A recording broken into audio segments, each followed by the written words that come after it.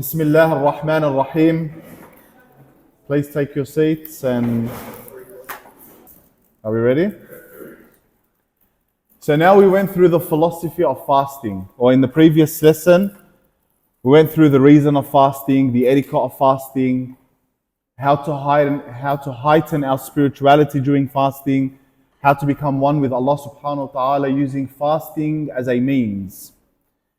And also important, that we mention the rules, the Islamic rules of fasting. This is very important. We don't have a lot of time, so we have to fly through this. Number one, the number one rule of fasting is your intention. You must make an intention of fasting. Read M147. Don't ask me what the M stands for. Probably stands for something. Fasting is the act of abstaining from food, drink, and other things that break the fast from dawn until sunset. It was made obligatory by Allah on Muslims just as it was made obligatory on previous nations, due to its great benefits for both the body and the soul. It is described in the hadith as a shield from fire, and it protects you from the fire, meaning a protection from it. Fasting is obligatory for every accountable person under certain conditions and recommended under others. Fasting is not valid without intention, which is I fast today as an act of devotion to Allah. The reason for fasting should be clearly specified, whether it is for the month of Ramadan, a vow, expiation, which we'll talk about later, or something similar. So before you fast during the day, before the Fajr, you must intend it in your heart. You don't have to say it out loud, but you must have the intention in your heart that inshallah, I will fast this day, or I will fast this month of Ramadan for the sake of Allah. You cannot wake up in the morning. Let's say you woke up and it's 11 o'clock. And now it's 12 o'clock and you're sitting around, you haven't eaten or drank anything. And you said, you know what? I think I might fast today. Maybe I'll fast. Impermissible. Your fast in Shahr Ramadan is not accepted, yes? What if you sleep in and miss it by accident? You're just really tired. If you miss it by accident and you wanted to do the intention before Fajr and you miss it and you were tired and you had no intention of missing it, but it happens, and you woke up and then intended to fast, your fast is valid. But if you intend to not intend it, it sounds weird, right? If you intend, when I wake up, I'll see how I go. You know, am I fasting tomorrow or not? Inshallah, when I wake up tomorrow, I'll see how I'm feeling. It's happened. It's happened to a lot of people. Some people can't handle fasting. It's a very hard thing. It's not easy. You might say to yourself, am I going to fast tomorrow? Wallah ma ba'arif. Khalas, tomorrow when I wake up, I'll see how I'm feeling, I'll see how my head feels, I'll see my workload, I'll check my work schedule, and if it's not full on, I'll fast. So you wake up and it's 8:30, 9 o'clock in the morning, and you say, you know what, my day looks pretty easy today. Inshallah, I'll fast today. Not acceptable. You must make the intention the night before. And it suffices that you make the intention for the whole month. You say, Insha'Allah ta'ala, I have the intention to fast the whole month for the sake of Allah subhanahu wa ta'ala, even though it is better to renew your vow to Allah and your intention every single night. Is that clear? For the month of Ramadan, one intention made at the beginning of the month suffices, and it should be expressed as, I fast this day and every day of Ramadan as an obligation seeking closeness to Allah. It is preferable to renew the intention daily. The intention for fasting the month of Ramadan must occur before dawn, while the intention for other types of obligatory fasts must be made before midday. We'll talk about that later. The intention for voluntary fasting can be made anytime, but specifically for Shahr Ramadan, it must be made before dawn or exactly at dawn. That's rule number one of fasting. Fasting is obligatory for Muslims for several reasons. Why do we fast Islamically? The most important of which are fasting during the blessed month of Ramadan, Making up missed fasts from Ramadan. And if you have days that you missed the previous month for any illness or traveling or anything like that, you make them up. Fasting due to a vow, and fasting as an expiation or punishment for some sins. So there are some sins in Islam that if you commit them, you are required to fast to expiate your sin. Otherwise, that sin will follow you on the Day of Judgment. Violating an oath, or for other sins which will be detailed later. You can fast any day of the year except on the 2 days of Eid al-Fitr and Eid al-Adha. Fasting is prohibited. You are not allowed to fast on the day of Eid. Alright? So then, we don't want to be too holy. You can fast 363 days a year with the exception of those 2 days. Yes. Because it is a day of joy and a day where, Eid you mean? It is a day of joy and a day where the Muslims are gathering and they shouldn't be tired from fasting and they should be social with one another. And it is a day of great blessings, and Allah wants you to revel in the blessing and partake in the blessings that He has provided for you. Are you allowed to sleep if you fast? You're allowed to sleep all day if you're fasting. You can take the Hala will talk about that in a second. Yes. So just the first day or all 3 days of The Eid is only 1 day. It's 1 day, but we celebrate it for 2-3 days. But here it's one main day. Do you know what I mean? It's one main day. So Eid al-Adha is a certain day. And then we continue visiting family and that for 2 or 3 days. It becomes urf, like a custom. But technically it's the 1 day that is the day of Eid. For Eid al-Fitr and Eid al-Adha. Now, rule 150.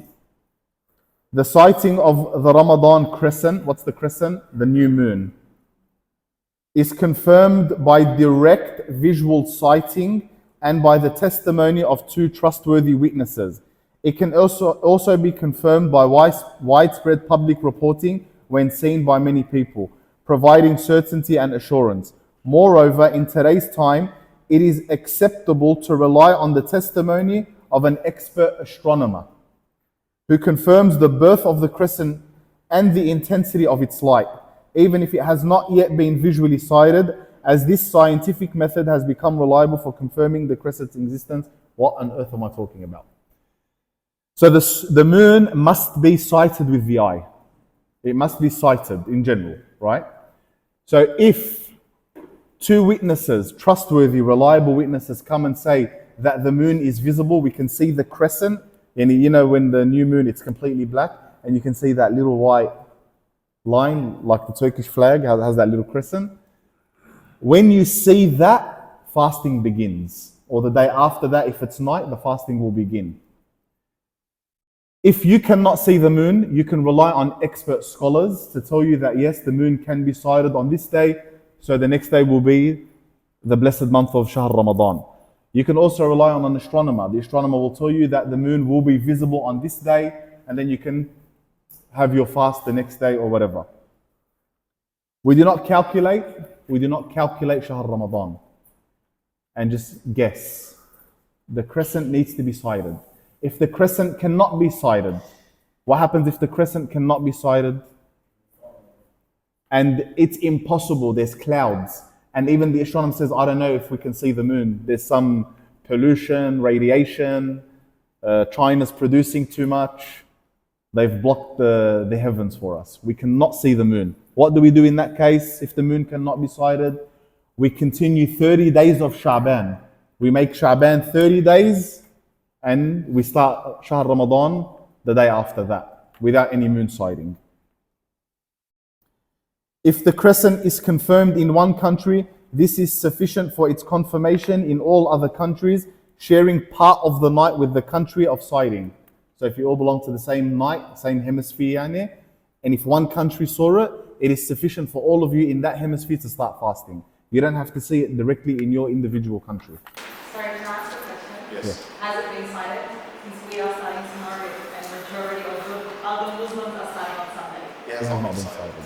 Okay, so Not surely yet. we don't we fast tomorrow? All of us want to know. Can I ask, because in Melbourne they're doing it on Saturday. Saturday is more likely. And but you can fast tomorrow. It's not impermissible to fast tomorrow. It's not impermissible to fast tomorrow. If Shahr Ramadan is not confirmed, then you can fast qurbatan ilallah. You can fast the day of Sha'ban. It's normal. But to actually start the day of Shahr Ramadan, the moon must be sighted. Now the moon is born tonight, the 28th. I'll tell you, so tomorrow it'll be what time? Before noon, 11 something. It'll be sighted before noon. Now, It will be born. it'll be born, which means it cannot be seen. The birth of the new moon cannot be seen at all. It will not be visible for 16 hours after that. Why? Because number one, the moon is below the horizon and it hasn't moved from its position yet. So 16 hours minimum, anywhere between say 12 to 16 hours, you'll be able to see it. So you might see it Saturday morning or Friday night before Fajr. And if you see it Friday night before Fajr, then you will start fasting on Saturday. But tonight the moon cannot be visible. It's not even born yet. So tomorrow is unlikely that it will be the first day of Ramadan. But we will bless you all a happy Ramadan anyway, because we probably won't see you till next week, regardless. Some scholars rely on the angle falak. Mazboot. Like Sayyid Muhammad, Sayyid Fadlallah, and I do that, right? Because the reason for sight, see it with your own eyes, that's the only reason in the old days. You couldn't see it in different other way. Mazboot. So now we can, you know when moon is gonna born. It's gonna born tomorrow 11 before the noon. So it's gonna be around 8-9 hours from his age. That's right. So most of the most popular opinion is that it will not be seen until about 12 to 16 hours. So it'll be seen on the Friday, so fasting will commence on the Saturday. It is unlikely that it will be seen now, and the hadith states that it must be sighted. That's just for heads up. I personally will be starting Saturday.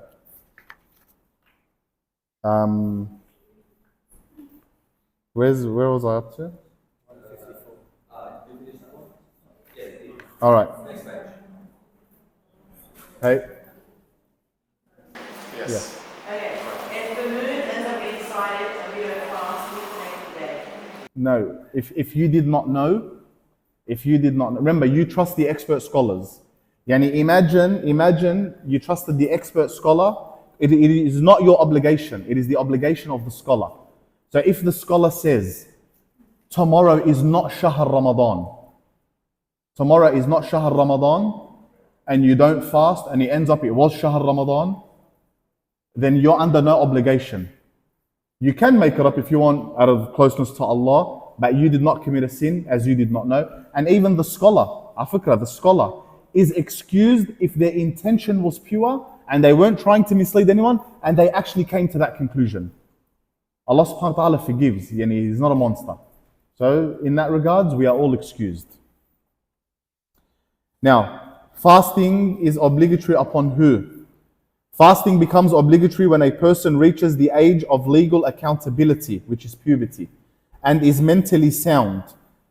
If someone reaches Ramadan while still a prepubescent child or mentally unsound, they are not obligated to fast. So you must reach Islamic puberty, according to the Islamic law, for fasting to become an obligation upon you. Of course, you have to know what the age is. For women, it is either 13 years of age. It used to be 9, but the years are a bit different now. The most held to opinion is for the female 13 years old, or as soon as she menstruates. If she menstruates before 13, then she has reached the age of obligation. For boys, it is 15 generally, or 14 and 7 months. You're all a bit slow. All right, 14 years and 7 months generally, or unless you have started to produce. Okay, it's called istihla'an. The absence of illness. For fasting to be valid, it must not cause harm to the person. If fasting would harm a person, they are not allowed to fast. And their fast may be invalid in some cases. It is not necessary for the person to be certain of the harm. And you don't have to be 100. Definitely, if I fast, something bad's going to happen. But if there is a strong possibility, and if there's a possibility that it could harm you, you are exempt from fasting. It suffices to fear harm based on their health condition. So if you have a health condition and you fear that it may harm you, you are exempt from it. And they may rely on the advice of a trusted, skilled doctor, even if the doctor does not explicitly say there is harm. If a person is unsure about the potential harm from fasting and they do not have a doctor to consult or do not experience significant fear of harm, they should test their condition. If fasting harms them, they should refrain. Otherwise, they should complete the fast. So anyone who is ill, anyone who has a medical condition, that fasting could hurt them, harm them, cause them to faint, or not allow them to take their medication to heal or whatever, then they are exempt from fasting. All right? Did someone put their hand up just then? Is that clear on the rules of illness and that? 154. A pregnant or breastfeeding woman is exempt from fasting if it would harm her or her child. Generally, fasting is not, I don't know, I'm not a doctor, but generally it's said that it's not good for pregnant women as the child needs nourishment. Maybe the female can fast, she can fast, but her child is under no obligation to fast. Right? So, do not fast. Especially if you're close to term and the child needs nourishment. If you didn't know that you were pregnant and you were fasting, no issue, no blame on you. But if you know you are pregnant, even in the early stages of pregnancy, and you consult a doctor and it could be harmful to the child, you are completely exempt from fasting. An elderly man or woman is exempt from fasting if they are physically unable to do so due to weakness, typically starting at the age of 70 and beyond. A person who cannot bear prolonged thirst is exempt from fasting. This one sounds weird. They may eat and drink as needed, though it is better to limit their consumption to what is necessary. He's talking about a medical condition here, that there are some people, their organs dry up. If they don't have enough water, we all have organs that will dry, but there are some who, their organs will dry quicker than others. There are illnesses out there that if they don't have enough water, their whole body begins to cramp and they can't move anymore. They can't move their joints due to a medical condition. Or people with low blood pressure maybe, they need to be able to eat and drink. They need to be able to eat and drink, but of course, if they need a certain amount of water a day, and don't overdo it. Don't, wallah, look, I can't. He's saying here, no, I'm not fasting because I need to drink some water. It doesn't mean that you, in the middle of the day, spread out a barbecue and go wild with it. He says, limit to whatever you need, and for the respect of the sacred month. A person, yeah, we went through that already. Yeah. All right, we'll leave it here because the Sheikh has a dua that'll take about 10 minutes, and we'll continue the rules of fasting next week. Because I will make one thing I need to, yeah, what?